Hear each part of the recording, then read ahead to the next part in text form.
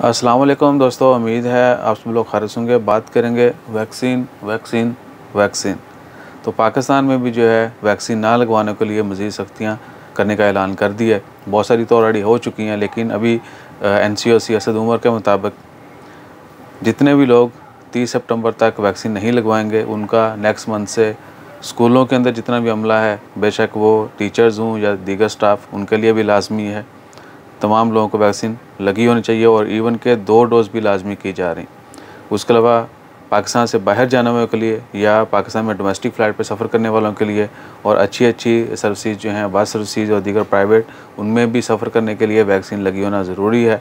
Even पहले तो है अमले के लिए, ड्राइवर के लिए, दीगर स्टाफ के लिए, और अब जो है मुसाफिरों के लिए भी आने वाले दिनों में कवानीन बनाए जा रहे हैं कि ट्रांसपोर्ट अगर आपने कहीं पे भी सफ़र करना है, लोकल भी, तो भी आपको वैक्सीन लगी होगी तो आपको इजाज़त होगी सफ़र करने की। उसके अलावा है ये सारे रूल 1 अक्टूबर से अप्लाई होंगे और शॉपिंग मॉल्स में एंट्री के लिए, शॉप्स पर जाने के लिए, मार्केट्स में जाने के लिए, बैंकों में, यानी हर कमर्शियल प्लेसेस पर भी एंट्री एग्ज़िट के लिए आपको वैक्सीन लगी होना ज़रूरी है।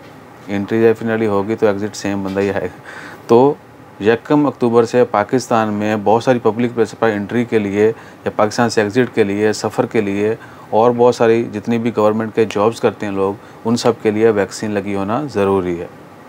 तो अपने आप को तैयार कीजिए और वैक्सीन लगवाइए, ख़ुद भी महफूज रहिए, दूसरे लोग भी महफूज रहें। अपना ख्याल रखिए, दुआओं में याद रखिए और हमें सब्सक्राइब करना मत भूलिएगा। जज़ाकल्लाह। अल्लाह हाफ़िज़।